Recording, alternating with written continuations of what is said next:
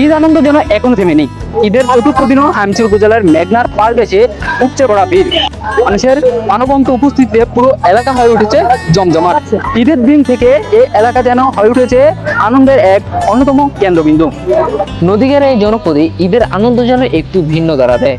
তেলির মোড়ে নদীর পাড়ে প্রতিদিন ভিড় জমাচ্ছে হাজার হাজার মানুষ। নদীর তাজা বাতাস, মনোরম পরিবেশ আর ঘুরে বেড়ানোর সুযোগ, সব মিলিয়ে এটি এখন বিনোদনের এক জনপ্রিয় স্থান হয়ে উঠেছে। অনেক আনন্দময় লাগছে এবং ঘুরতে এসে অনেক ভালো লাগছে। আমার কাছে অনেক হ্যাপি লাগতেছে।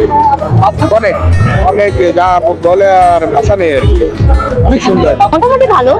অন্যান্য সময়ের তুলনায় এই জায়গাটা ঈদের সময় একটু বেশি ওভার ম্যান পাওয়ার থাকে, এখানে অনেক মানুষ থাকে। বাট এটা ছাড়া মোটামুটি এখানে যে ভিউ আছে ওটার জন্য আসলে ভালো লাগে। পরিবেশটা সুন্দর, রেস্টুরেন্টটা সুন্দর। বাট যদি নদীর পাড়ে কোনো কিছু হয় সেটা অটোমেটিক এমনিতেই, রেস্টুরেন্ট কিন্তু নদীর সৌন্দর্য বাড়ে না, নদীর রেস্টুরেন্টের সৌন্দর্য বাড়াইছে। এখানে রয়েছে নদীর পাড় ঘেঁষে রেস্টুরেন্ট, ঈদ উপলক্ষে বসেছে নানা দোকান, পাশাপাশি ট্রলার ও স্পিড বোট রাইড, যা বাড়িয়ে দিয়েছে দর্শনার্থীদের আকর্ষণ। তবে ঘুরতে আসা পর্যটকদের অভিযোগ, এখানে স্পিড বোট ট্রলার রাইড দেওয়ার জন্য কোনো ধরনের সেফটি মানা হচ্ছে না, যা দুর্ঘটনা ঘটতে পারে। আর এখানে দেখা যায় যে স্পিড গুলো চলছে, স্পিড বোট এগুলো কিন্তু একটাতেও কোনো সেফটি নেই। তো আমার মনে হয় এই দিকটা প্রশাসনের দেখা উচিত।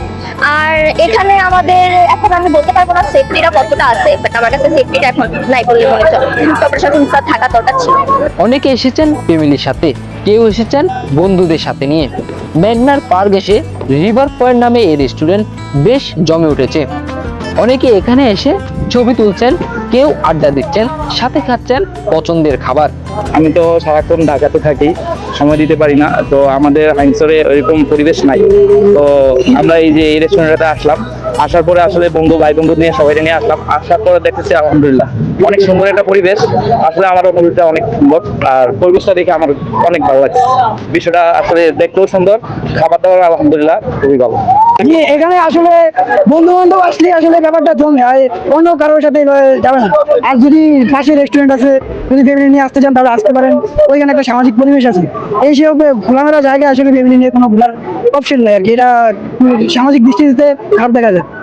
সবাই খুশিতে আসি, আমার সবাই মিলে আসছি, অন্য পরিবেশও আসছি। তবে দিনের তুলনায় রাতে মানুষের উপস্থিতি কম নয়। নদীর পাড়ে রেস্টুরেন্টের লাল নীল রঙিন বাতি ফুটিয়ে তুলেছে আশেপাশের পরিবেশ, যা ঘুরতে আসা পর্যটকরা নদীর স্নিগ্ধ মৃদু বাতাসের সাথে উপভোগ করছেন।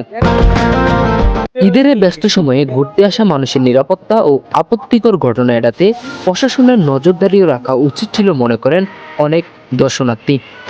অনেক ধরনের পোলাপান আটা দেয়, প্রশাসনের একটু দৃষ্টি আকর্ষণ করছে, যদি ওনারা একটু দেখাশোনা করে বা ট্রলের মাধ্যমে রাখে, তাহলে পর্যটক কেন্দ্র হিসাবে এটা মনে করেন যে সামনের দিকে আরো ভালো, এটা আগে যেতে পারবে।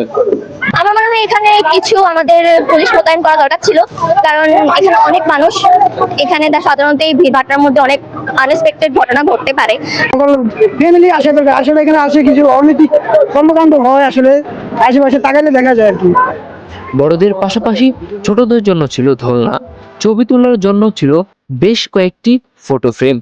শুধু হাইমচর নয়, আশেপাশের বিভিন্ন উপজেলা থেকে ছুটে আসছেন মানুষ এখানে ঈদ উপভোগ করতে।